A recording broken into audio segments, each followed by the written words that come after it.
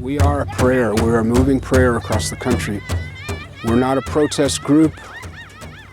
We're not a political group, but we think prayer is very strong. My name is White Hawk. I come from the land of White Clay. I'm an Eagle Clan person. This is my 4th time walking across the United States of America. I'm Kid Valance. I'm the run captain for the Longest Walk 5. This year, 5.2 we call it, because it's the 2nd year of a 3-year program for us, where we carry the message against the dangers of drugs and alcohol addiction and abuse, and also domestic violence. You know, I'm Native American, come from a very strong tribe. 1 out of every 2 babies born on my reservation today is addicted to heroin. Last year, every place we traveled, we found out that the problem was worse than we could have imagined. We have almost 23,000 enrollees, come from a big, big nation, very proud people. The opiates have just devastated us. And it wasn't just one drug, it wasn't just meth, it wasn't just heroin. Sometimes it was absolutely crazy things that people were putting in their body. I've just got to the point of visiting all my Indian friends and relatives around the United States, of going to funerals and seeing our cemeteries littered with our youth. So that was the wake-up call, but also Dennis lost his granddaughter, who was brutally murdered and her body was desecrated.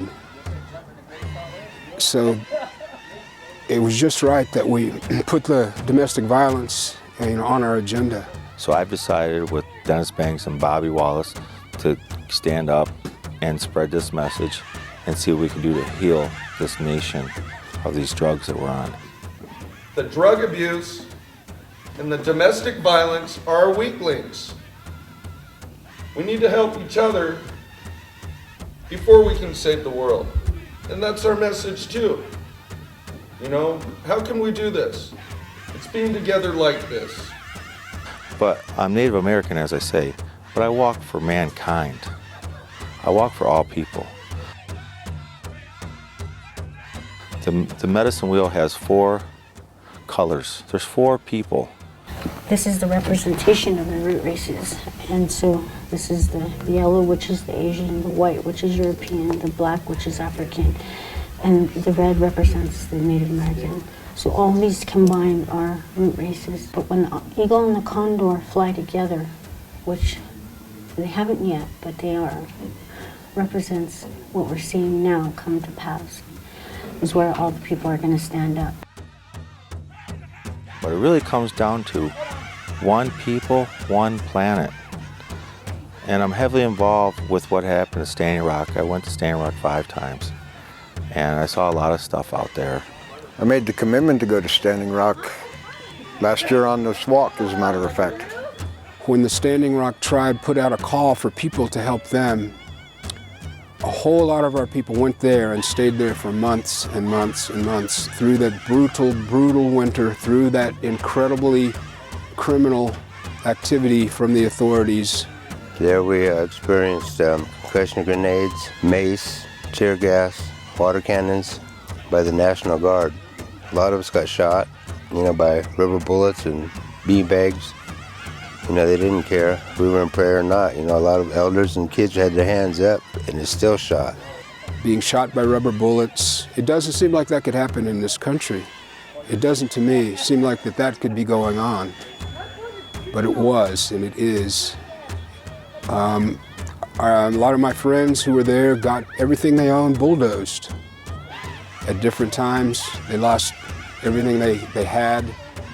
So we are going to go there because I think we are needed just as a focus. What brought me there was the desecration of sacred sites, burial grounds that they intentionally bulldozed and tore up.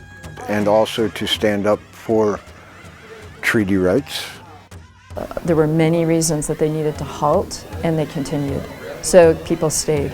There was just a lot of support. The whole world was there supporting us, People from Cuba, Panama, Alaska, Greenland, Australia, Africa. But really what happened to me about Standing Rock, it stirred something inside me that I've already had brewing for many years, but it's really to get this message out about water and about air and about leaving something for our kids and our kids' kids, because last time I checked, we're just in possession of everything.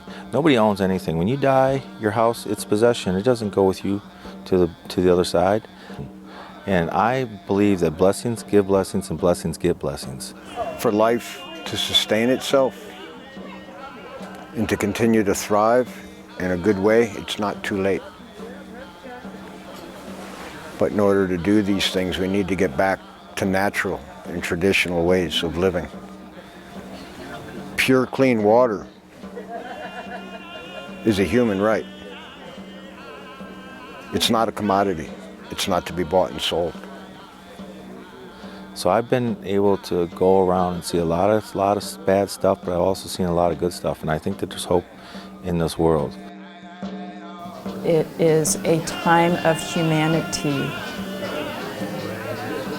that is a coming together of all peoples for all reasons to change our way of thinking, because our earth is in crisis. We are in crisis based on how we are caring for the earth. And there's a lot of beautiful things that occurred at Standing Rock. A lot of the prophecies fulfilled with the peoples coming together, a lot of prayer. Powerful. But I think it's going to be a line in the sand. Where are we going to be as human beings? Which side of the bridge are we on? We want to be able to people to give, or are we going to take? And we got to leave some air and leave some water for our kids. Where are they going to get their water? Water is life, but people need to know water is sacred and water is medicine also.